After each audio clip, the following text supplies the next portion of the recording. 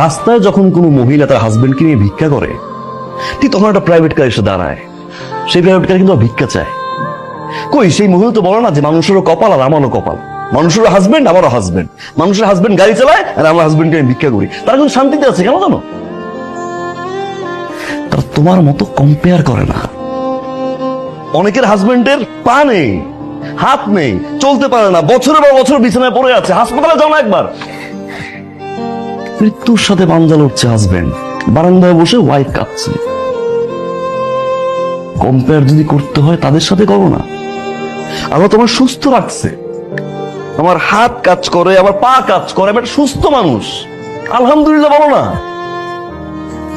অনেকের হাজবেন্ড অফিসের জন্য বাসা থেকে বের হয়, অফিস থেকে বাসায় ফিরে লাশ হয়ে, হয়তো অ্যাক্সিডেন্ট করে, না হয় কোনো অঘটন ঘটে। আমি তো সুস্থ হয়ে বাসায় ফিরি, একটাবার গেটটা খুলে আমাকে সুস্থ দেখে আলহামদুলিল্লাহ বলো না।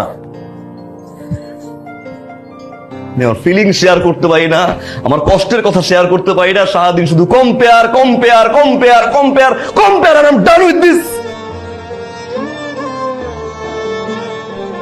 আর বলো না, আর বললো না, আমি রিয়েলাইজ করতে পারছি, আর বললো না।